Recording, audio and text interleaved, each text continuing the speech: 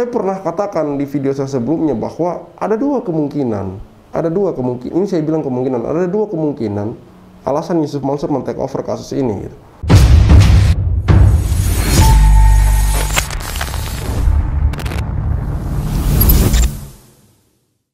Bismillahirrahmanirrahim. Assalamualaikum warahmatullahi wabarakatuh. Kembali bersama saya Al-Walid. Korban penipuan Keisha Al-Mansur. Korban penipuan Keisha Al-Mansur beri kuasa Zain Mustafa siap pelapor pidana. Yusuf Mansur terseret tanda tanya. Ini judul video dari channel YouTube Dia TV, teman-teman. Jadi beberapa waktu lalu korban-korban dari dugaan penipuan perumahan Keisha Al-Mansur. Jadi di sini investor yang dimaksud di sini itu lebih kepada mereka yang ingin membangun rumah, teman-teman. Beberapa waktu lalu di PN Bogor, di sana saya merekam sendiri seperti yang teman-teman ketahui. Ada sekitar kurang lebih 6 video yang saya buat, yang rencana insya Allah akan saya gabungkan. Mungkin kalau nggak besok lusa korban-korban, dan saya akan gabungkan juga video dengan video-video korban-korban yang lainnya untuk flashback, mengingatkan kita, menolak lupa bahwa korban-korban ini belum terselesaikan masalahnya, teman-teman. Baik, beberapa waktu lalu saya ketemu di Pak Zain, saya bertemu di PN Negeri Bogor, Pengadilan Negeri Bogor. Dia banyak bercerita tentang korban-korban dari perumahan Keisha Al-Mansur ini, yang notabene mereka adalah orang-orang yang tidak memiliki rumah, yang ingin memiliki rumah, namun naas justru rumah pertama yang mereka idam-idamkan itu justru tidak terrealisasi karena orang tempat mereka mempercayakan uangnya untuk membangun rumah impian mereka itu hanya namanya saja Bapak Amanah, tapi ternyata tidak amanah, teman-teman. Dan di sini yang lebih menariknya lagi, ini ada nama Yusuf Mansur. Nama Yusuf Mansur di sini muncul dari beberapa video dan pernyataan beberapa korban bahwa Yusuf Mansur pernah mengumpulkan para korban-korban ini, dan juga Yusuf Mansur pernah mengeluarkan statement. Kalau ini bahkan videonya ada ya, teman-teman, bukti video suara itu ada. Di situ Yusuf Mansur mengatakan bahwa dia siap untuk men-take over masalah ini, gitu, mengembalikan uang-uang dari para korban ini. Ini kemudian yang menimbulkan tanda tanya besar, teman-teman. Baik, kita simak wawancara Dia TV Pak Zain Mustafa dan korban-korban Keisha Al-Mansur ini, teman-teman. Setelah beberapa hari yang lalu itu konsultasi sama saya, kemudian saya minta korban dari CP Keisha Al-Mansur yang ownernya adalah saudara Amanah alias Arab itu, hari ini ada 22 orang yang sudah menyetorkan dokumen kepada saya. Kemudian hari ini menandatangani surat kuasa. Sebagian besar dari 22 orang itu sudah tanda tangan, hanya kurang beberapa orang saja. Nah, kuasa ini mereka memberikan kuasa karena ini setelah saya kaji adalah pidana murni, sehingga surat kuasa ini surat kuasa pidana untuk melaporkan Haji Amanah alias Arab dan yang mengatasnamakan CP Keisha Al-Mansur itu akan kami laporkan ke Polda berkaitan dengan tindak pidana penipuan dan penggelapan terhadap uang-uang daripada calon pembeli perumahan tersebut. Yang diduga perumahan Keisha Al-Mansur itu bodong, karena sampai dengan saat ini itu tidak satupun klien saya ini yang menerima wujud rumahnya, padahal sudah membayar DP semuanya, ya Bu ya, ya Mbak ya, udah bayar DP semua ini. Ya. Berkaitan dengan Yusuf Mansur ini di dalam kasus ini, Yusuf Mansur posisinya dia, Pak? Jadi begini, setelah orang-orang klien saya ini menyetorkan DP, kemudian ternyata rumahnya tidak ada. Setelah rumahnya tidak ada, mereka akan melakukan tindakan hukum, artinya dibawa ke jalur hukum. Kemudian setelah ini akan dibawa ke jalur hukum, Yusuf Mansur itu datang. Kemudian Yusuf Mansur mengatakan kepada klien saya ini jangan dibawa ke jalur hukum, karena kalau dibawa ke jalur hukum nanti Keisha Al-Mansur akan pasang badan, uangnya tidak kembali. Nanti semua akan saya take over, saya yang mengembalikan. Jadi permasalahan Keisha Al-Mansur atau Haji Amanah ini di take over oleh Yusuf Mansur yang akan mengembalikan.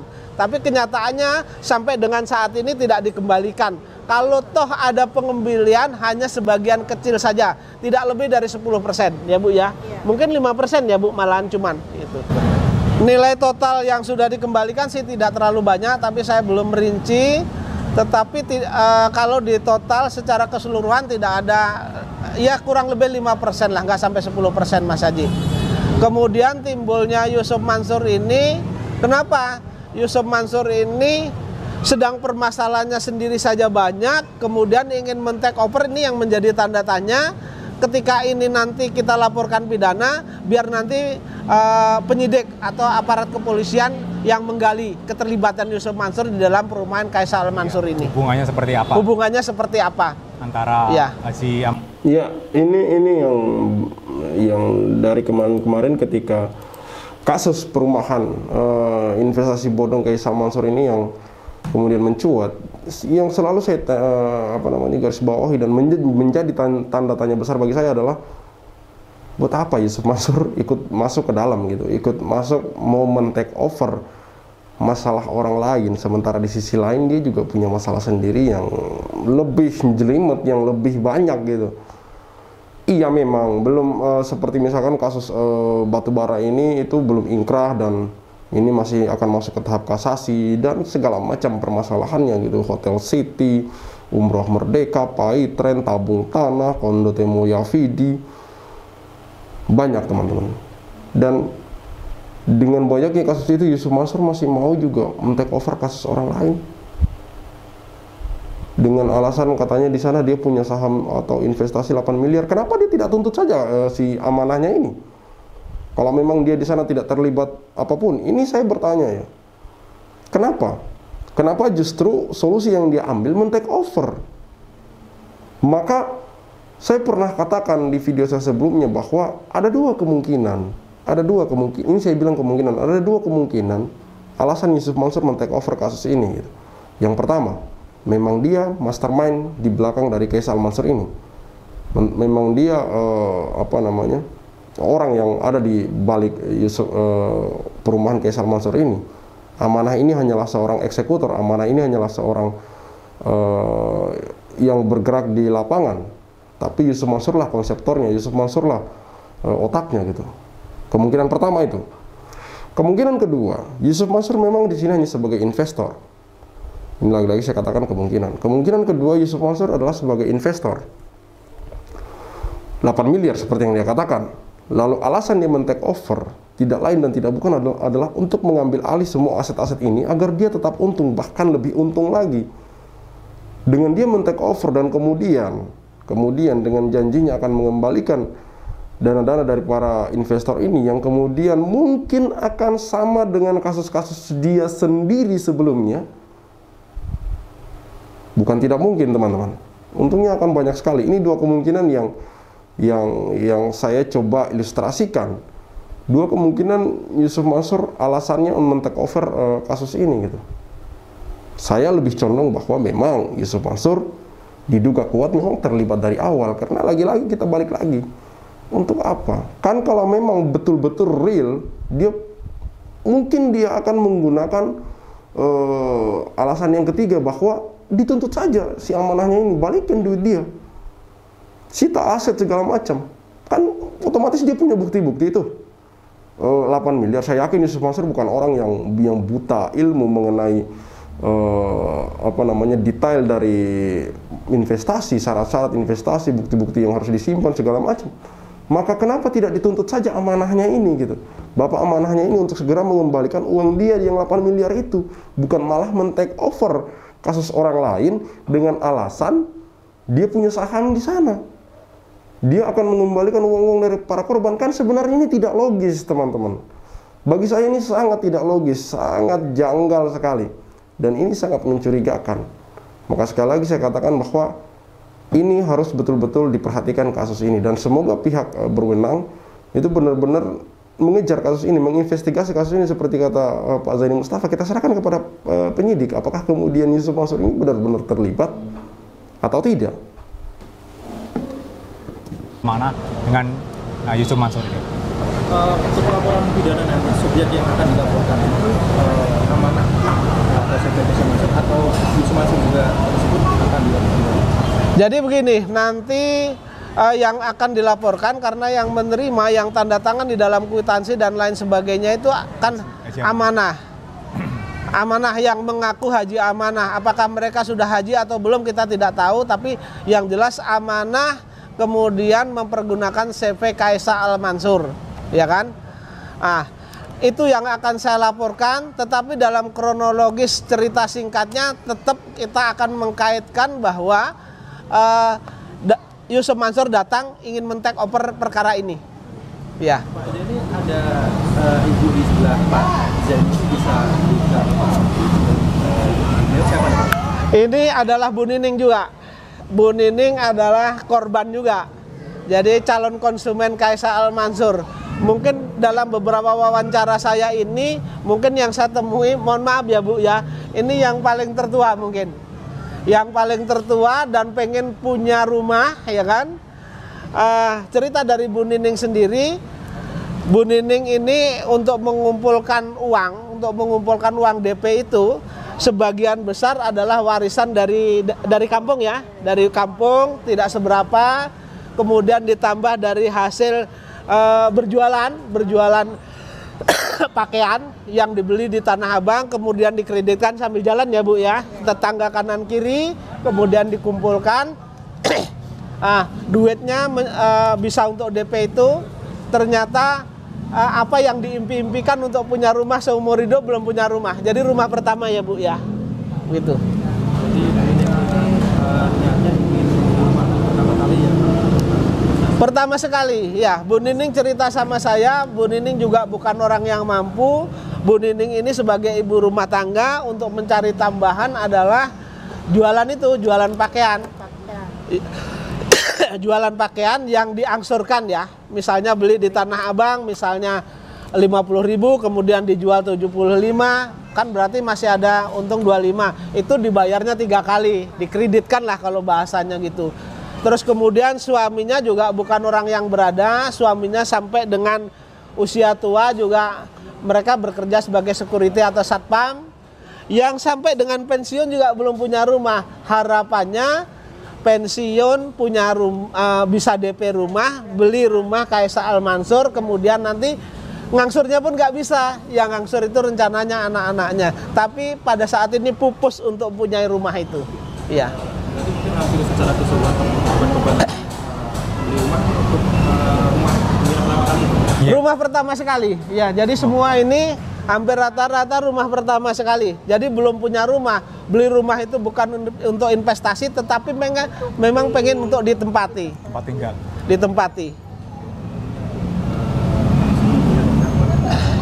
Iya. Boleh bertanya kepada Bu Nining? Boleh, silakan. Pegang aja. Pegang gini aja. Pegang gitu. Apa alasan tertarik untuk membeli rumah di CP Kaisal Mansur dan juga menerima tawaran pembelian dari Gini aja, dipegang gini aja. Tertarik mempunyai rumah di situ. Waktu itu saya beli tanah, tapi karena nggak bisa ngebangun, akhirnya pengen cepat gitu, pengen punya rumah. Akhirnya hasil dari jual tanah yang di Ketapang itu, terus saya jadiin DP. DP itu berangsur.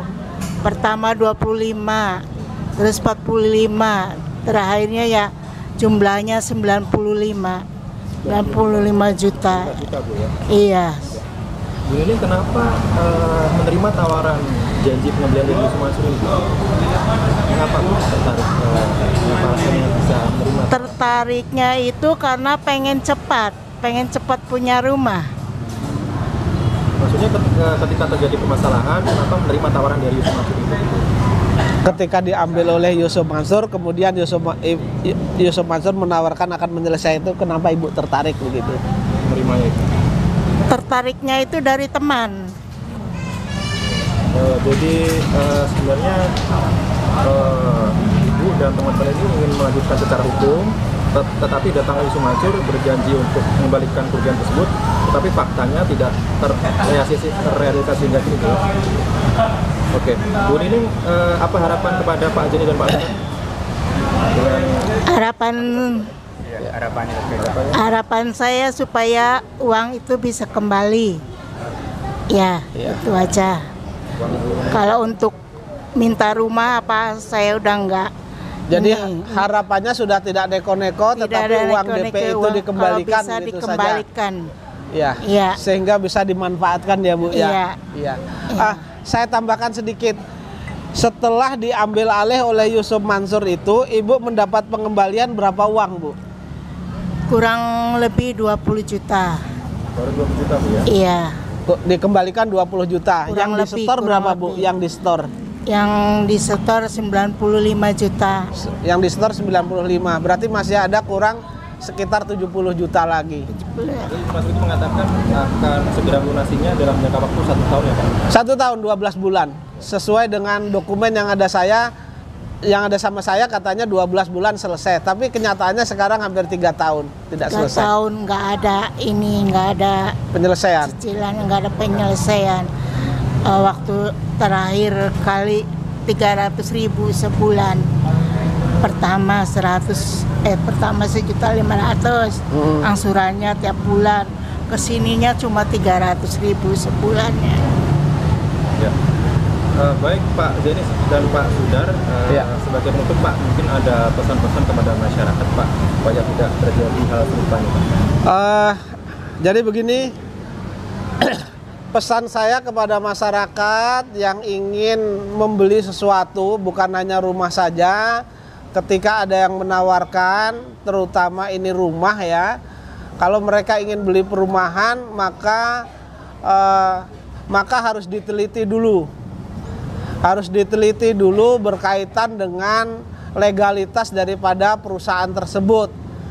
Tanyakan saja perusahaannya sudah punya set plan atau belum. Kemudian set plan-nya sudah disahkan oleh yang berwenang belum. Kemudian tanahnya milik sendiri atau belum. Nah, ketika itu masih milik orang lain, ketika set plan-nya juga tidak ada, perizinan yang lainnya juga tidak ada, walaupun ditawarkan murah, ini berindikasi bahwa di sana akan terjadi penipuan sehingga merugikan diri sendiri. Sehingga saya minta kepada masyarakat yang ingin membeli rumah ataupun apapun agar berhati-hati begitu. Karena sekarang bergentayangan tukang-tukang tipu ya. Baik itu tukang tipu yang berkedok perlente, kemudian tukang tipu ustadz dan lain sebagainya sekarang lagi bergentayangan. Ya, itulah apa yang disampaikan oleh Pak Zaini Mustafa, dan teman-teman sudah dengar sendiri salah satu korban, Ibu Lili, yang duitnya masuk 90 juta baru dibalikin 20 juta, dan anehnya yang balikin itu teman-teman lagi-lagi Yusuf Mansur. Ini yang kemudian sangat-sangat mencurigakan sekali. Sebenarnya posisi Yusuf Mansur di sini itu sebagai apa? Seperti tadi yang saya katakan di awal-awal video gitu. Kenapa Yusuf Mansur seperti ini? Maksudnya sangat mencurigakan sekali teman-teman. Sangat mencurigakan sekali. Sudahlah, ini Kaisal Mansur ya, perumahan Kaisal Mansur itu masih ada embel-embel Mansurnya. Saya rasa probabilitas hal yang bersifat kebetulan di dunia ini, di muka bumi ini sangat kecil sekali. Kok bisa ada, apakah ini suatu kebetulan antara Kaisal Al-Mansur dengan perumahan Kaisal Mansur ini menggunakan kata Mansur gitu. Dan juga di video-video lain yang kemarin juga diupload oleh Toibah TV yang juga kita tayangkan ulang di channel kami, di sana